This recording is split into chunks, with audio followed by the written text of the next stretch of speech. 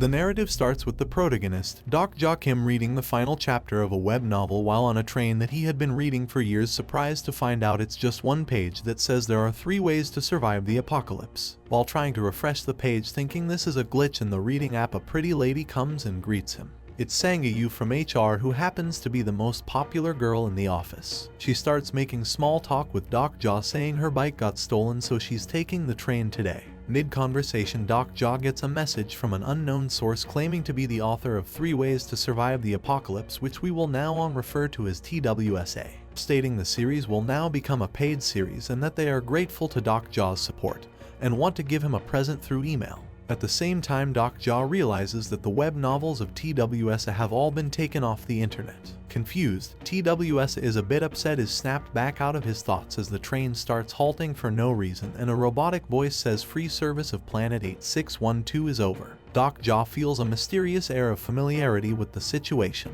That's when a dokkaebi appears, a Korean goblin. Dokkaebi then is shocked, as this is exactly how the story of TWSA starts. As the dokkaebi starts introducing itself to everyone, it gets interrupted continuously by people getting mad thinking this is a prank. Suddenly, the dokkaebi snaps and unalives everyone who is interrupting it, stating that you have all enjoyed your lives so far, but nothing in life is free now. Is that understood? Everyone starts thinking this is a terrorist attack, and a rich man offers the dokkaebi a lot of money thinking he can buy his safety.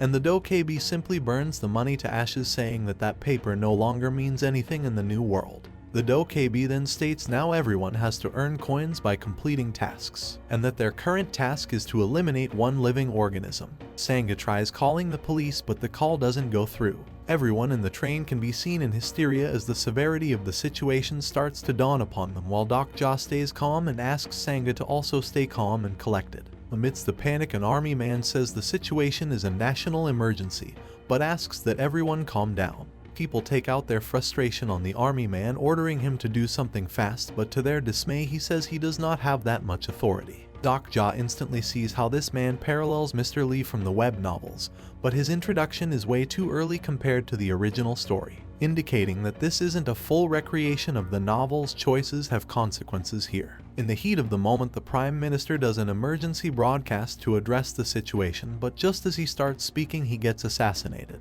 Still hesitant to murder each other, the dokkaebi threatens that either someone complete the task soon enough or everyone will die, and then proceeds to show them a live footage of a girls' classroom where one by one everyone starts getting eliminated cause they too were hesitating. At the end, only one girl, Jae Lee, is left standing as she managed to eliminate one of her classmates in the nick of time, which finally makes it clear that the situation is not a prank. Dokkaebi then gets an email from the author, a file named twst.txt. Amidst all this chaos, Dokkaebi realizes that the protagonist is still missing and should have shown up by this point, and starts panicking that at this rate he and Sanga will be dead soon.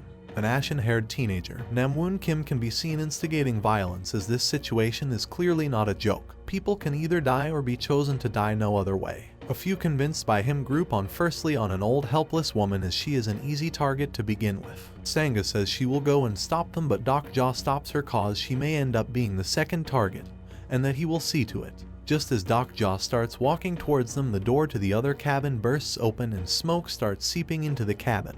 Dokkaebi takes advantage of the diversion and pushes Namwoon aside, which pisses him off. As the smoke starts to settle down, we see a child with a box of insects show up. Contrary to the situation, Dokkaebi all of a sudden suggests that they should rather kill the last, since the rule says there has to be at least 1 death in the cabin. But Namwoon interrupts him, saying that the dokkaebi also said you have to kill 1 living organism to survive personally, and that he wouldn't personally hold back, even going as far to say Dokkaebi is a loser and will be an easy prey. Just as everyone was getting sold on commit homicide, Dokkaebi grabs the box of insects and says insects are living organisms too, so that would count as well, as he crushes one and hurls the insects all over the cabin. Sickly enough, a part of Dokkaebi savors the moment as he watches people helplessly scatter in search of those insects for their survival. Confused, Namwoon asks him why did he do that when handing them out would have been way simpler, to which he replied that he wanted to waste their time, which impresses Namwoon.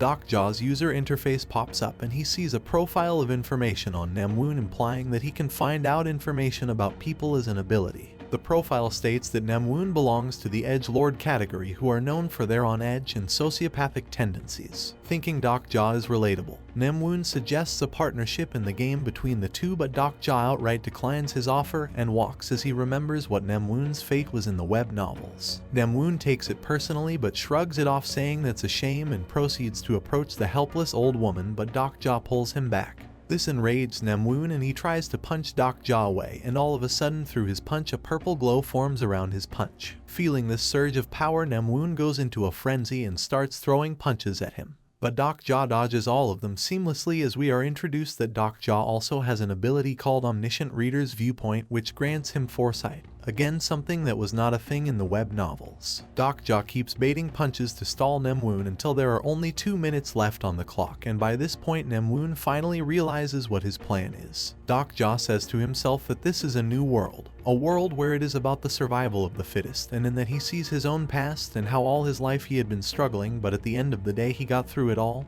He too survived. Suddenly Dokja is snapped back to reality as Namwoon rushes him with a knife. Dokja pulls out insects from his pockets and crushes them, gaining a lot of coins, which he then invests into his stamina stat, making himself way more durable. As Namwoon strikes on Dokja, the knife gets stunned and simply wouldn't go through Dokja anymore as the timer runs out. The dokkaebi comes back and says how things were different when before it left a few minutes earlier, as there were only 5 people left standing in the cabin now. Dokja, the kid, Sangha, Mr. Han the rich man, and the army man. Namwoon can be seen half-conscious and begging for his life to Dokja. Dokja crushes him to his death, talking to himself how he feels guilt, but at the same time a part of him is enjoying the situation. The train starts moving again and people somehow still are holding on to the hope that they are finally safe. Just as the train leaves the tunnel and sees the light of day, a giant snake can be seen outside the window, which shocks everyone, yet Dokja isn't fazed by it at all. The train then halts again as it nears the giant snake. Dokja doesn't get scared by the snake, as he is aware that the world of TWSA only has these monsters attack you if the script wants them to be hostile, else they would mind their own business. Dokja then notices that there's a constellation of 21 stars up in the sky. To the unaware, this may just seem like a starry night, but he is aware that even star denotes one mysterious being watching over them live across the universe. Dokja then looks around the cabin, the mess that had unfolded in the cabin, and drawing parallels to the original story where Namwoon was supposed to kill everyone in the cabin instead of being eliminated like this. Dokja gets notified that 2 of the constellations did not like Dokja killing Namwoon, as they were rooting for him.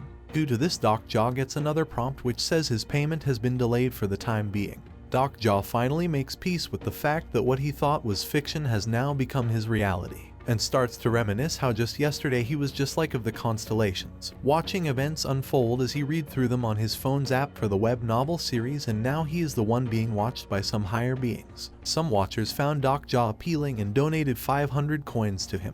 Dokja in his head thinks it's funny how they are having fun watching Dokja and others suffer, but perhaps someday they would find themselves in a similar situation too. Sangha snaps him out of his deep thought, thinking that he was in shock or something. Dokja calms shrugs her off, saying that her survival was just coincidental and to not get complacent. The dokkaebi then gets excited to see that there were 21 watchers on his channel this whole time. Meanwhile, Dokja is assessing the situation and thinks to himself that there are more survivors than he had in mind. He then notices the kid from before still standing, as he had survived. He recognizes him from the web novels. It was Guillaume Lee. Dokja had given him a bug the moment he took his insect box away from him so that he could have survived. He offers the kid to team up with him if he wants to live, while being fully self-aware deep down that he is simply doing this out of self-interest. But the kid declines, but the good deed impresses the watchers and gets Dokja a donation of 200 coins. Mr. Han, the rich man from before, intervenes and angrily shouts at the dokkaebi to let them go as everyone completed the task. What else does the dokkaebi want from them? And it tells him to look outside at the giant snake and whether he is sure he should be let out right now. The dokkaebi then sarcastically tries to lighten up the mood by saying that be grateful you all survived, cause now they can get sponsored by the constellations, which confuses everyone as Dokja is the only one who understands what a constellation is. The dokkaebi goes on to explain the concept to everyone that a constellation is a spectator, and that every survivor currently is in not fit shape to survive the next scenario right away, stating that the constellations may choose to sponsor you if they root for you. Everyone apart from Dokja is still a bit confused, which frustrates the dokkaebi, And if all of you are really hopeless, why don't you just see it for yourselves? Everyone's user interface pop-ups at once. What's on the screen? To find out, stay tuned for the next episode. That's the end for now. Thank you for watching. Like, share, and subscribe to see more. See you later.